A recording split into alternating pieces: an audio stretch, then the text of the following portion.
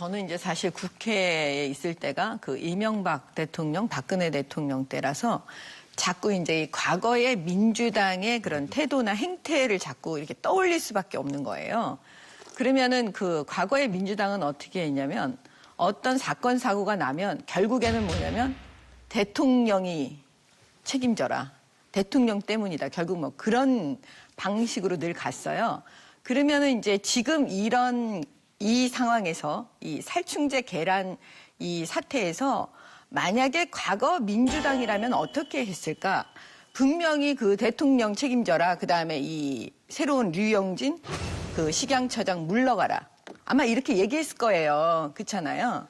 근데 보세요. 그 이성적이고 합리적인 사람들 입장에서는 이게 너무나 어거지기 때문에 지금 사실 살충제 계란 문제로 인해서 그 이 식약처장 물러나라 이런 말 못하는 거예요. 아주 난감한 거예요. 네? 왜냐하면 이성적이고 합리적인 사람들이기 때문에 보수는.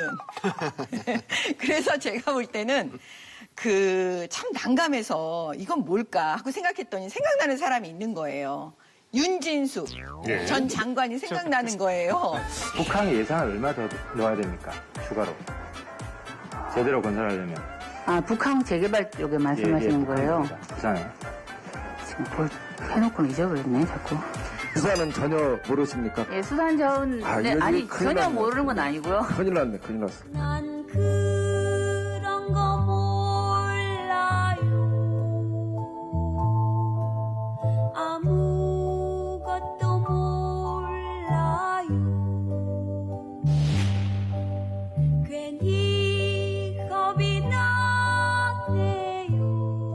핵심은 뭐냐면 이분이 앞으로 잘할 것 같지가 않다는 거예요. 우리가 볼 때는 좋아. 이거는 이 사태가 그럼 벌어졌어.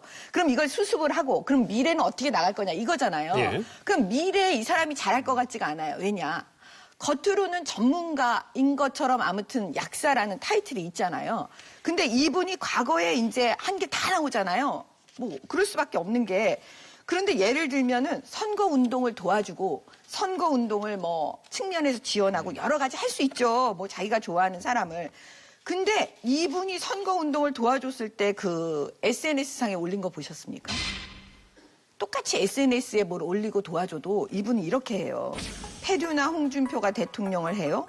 최순실이 전속 호스트 5명을 데리고 놀았다는데 박근혜 빼고 혼자만 노렸다면 참 의리 없는 뭐 X 뭐 예를 들면 선정적이네.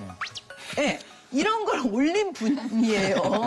그러면 우리가 봤을 때 그분이 우리의 장관이라면 우리 국민들께서 아, 참 잘 뽑았다. 아, 참 훌륭하네. 과연 이러실 수가 있냐 이거예요. 그래서 제가 볼 때는 전문가 아닌 전문가를 전문가 영역에다가 인사를 해버리면 이건 분명히 사고가 날 수밖에 없거든요. 아니, 그러니까 보은 인사를 할 수 있어요. 어떻게 보은 인사를 하나도 안 할 수가 있겠어요. 근데 문제는 보은 인사를 절대로 해서는 안 되는 자리가 있어요. 그게 뭐냐면 지금 말하는 이 식품, 그다음에 의약품, 안전에 관한 거. 이 부분은 진짜 실력 있는 사람을 이곳에 앉혀야지 이게 무슨 보은 인사로 지금 나눠먹기 자리를 이렇게 하면 그게 지금 국가의 미래를 위해서 그다음에 우리 아이들의 건강을 위해서 그다음에 대한민국 국민의 건강을 위해서 그게 맞아요? 그래서 사실 이 지점을 지금 다 걱정하고 우려하는 거예요. 예. 오바마 대통령은 소통을 했다면 사실은 그걸 닮아가려고 노력하는 문재인 대통령은 소통이 아니고 쇼통을 하는 거죠, 지금. 그래서 탁현민 씨를 그렇게 왜 애지중지하면서 있겠어요. 쇼를 해야 되니까. 아니, 그래서 제가 왜 그런 얘기를 하냐면 여성가족부 장관이 했던 말을 잘 새겨들어야 돼요. 그 탁현민 씨에 대해서 계속 얘기했지만 무력함을 느꼈다. 뭐 이런 비슷한 취지로 얘기하신 거예요. 제가 봤는데 그거를 그냥 흘려들으면 안 된다는 거예요. 제가 볼 때는. 그렇죠? 그래서 왜 그 탁현민 씨에 대해서 그렇게 그 집중하고 애지중지하고 왜 버리지 못하고 그다음에 장관의 그 여성가족부 장관의 말도 무력화시킬 정도로 왜 그러느냐.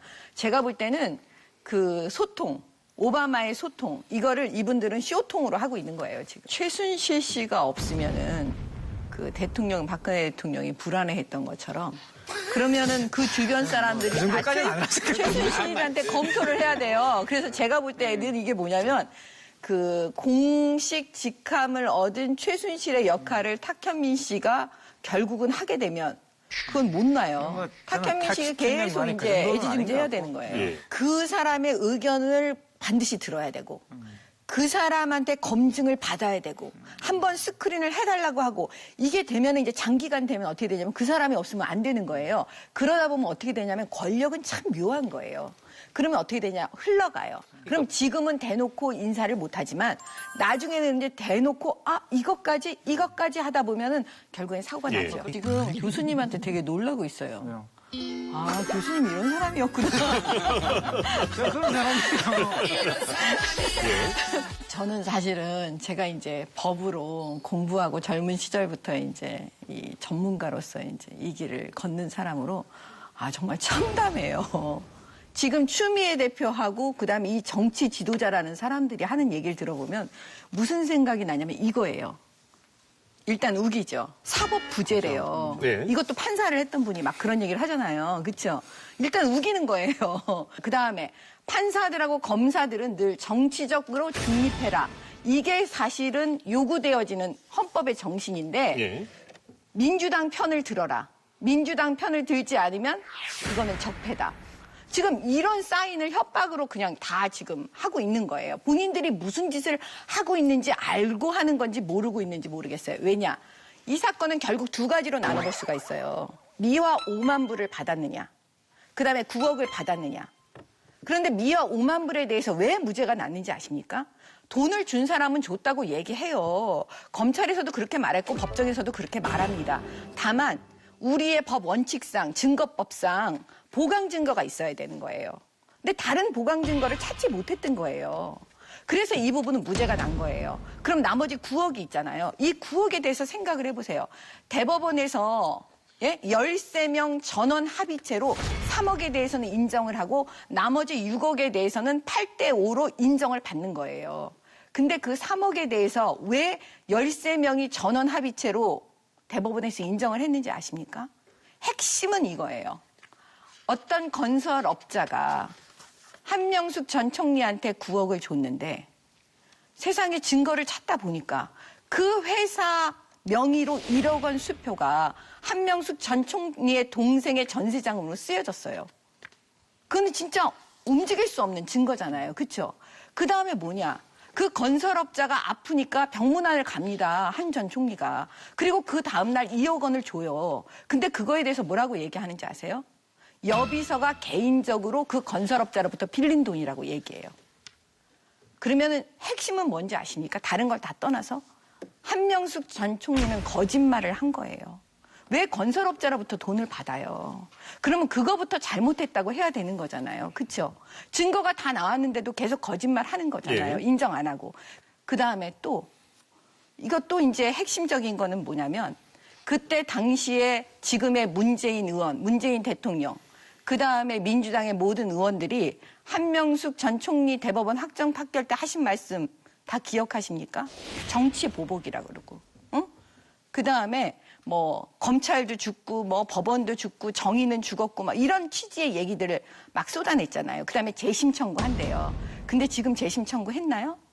재심 청구 안 했어요. 이 정도 되면은 특검 해야죠. 그쵸? 억울하면. 그다음에 이 정도 되면 뭐야? 국정조사 해야 돼요. 왜? 이제는 여당이 됐으니까. 이제는 대통령이 되셨으니까. 근데 왜 그거 안 합니까? 결국 이게